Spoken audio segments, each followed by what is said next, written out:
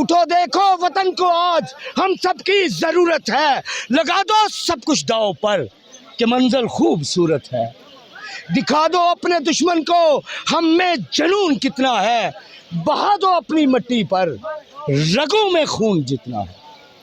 आज जो भी रूठे हैं, हालांकि देर हो गई, मैं अभी भी उनको रूठा हुआ कह रहा हूँ, आज जो भी रूठे हैं वो जल्दी मान जाएंगे।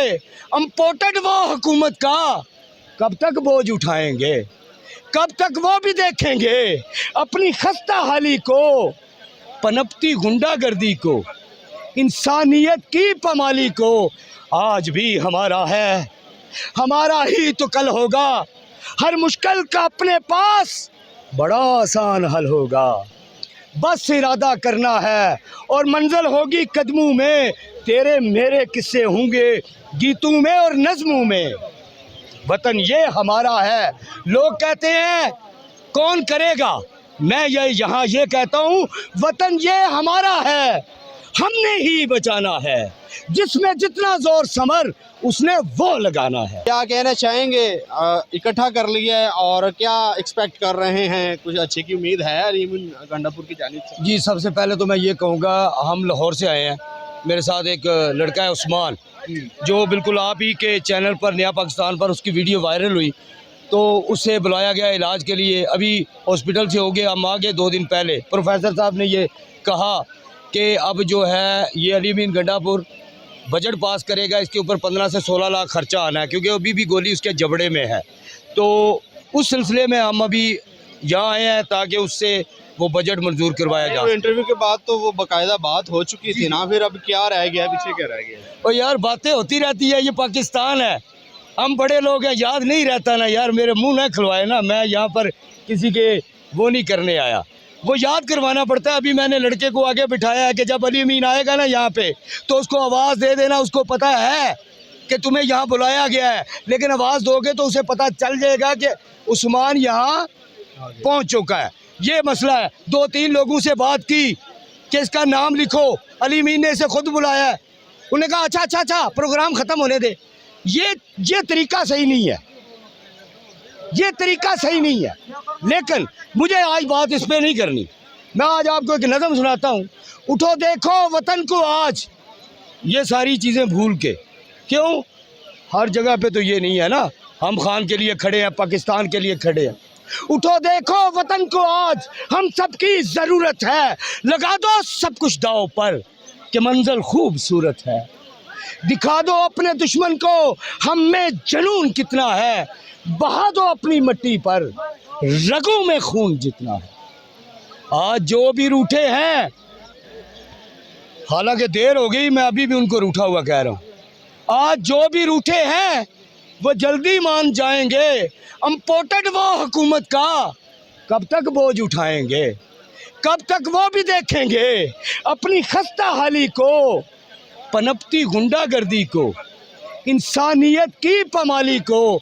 आज भी हमारा है, हमारा ही तो कल होगा, हर मुश्किल का अपने पास बड़ा आसान हल होगा। बस इरादा करना है और मंजिल होगी कदमों में, तेरे मेरे किस्से होंगे गीतों में और नज़मों में। वतन ये हमारा है, लोग कहते हैं कौन करेगा, मैं यहाँ ये कहता हूँ वतन ये हमारा है, हमने ही बचाना है, जिसमें जितना जोर समर उसने वो लगाना है। मैं यहाँ पे बता तो दिया कि आने का, पेशावर में आने का क्या मकसद है मेरा, वज़ीर आला हाउस में आने का मुझे कोई शौक़ नहीं, मुझे बड़े लोगों के साथ तस्वीरें खिंचवाने का कोई शौक़ नहीं है। मैं तो खुद एक सेल्फी बनना चाहता हूँ, या मैयत बनूंगा या सेल्फी बनूंगा। मैं तो यहाँ आया हूँ स्वाबी में जो ऐलान हुआ है, और कफन लेकर आया हूँ, वज़ीर आला हाउस में खड़े होकर ऐलान करता हूँ, जो बदल गया वो काफिर, चलाने दो गोलियां उनको जितनी है उनके पास।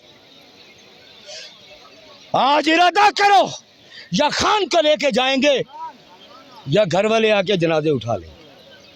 मैं तो बस इसलिए यहाँ आया हूँ रोज रोज मरा नहीं जाता, घुट घुट कर जिया नहीं जाता।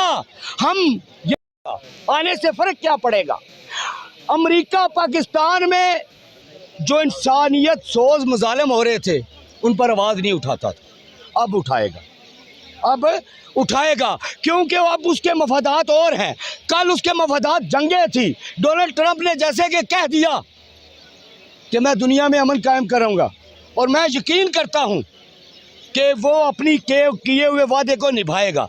मुझे ये नहीं है कि वो आके इमरान खान को निकालेगा। और यार ये धोखे छोड़ दो, आपने खुद निकालना है।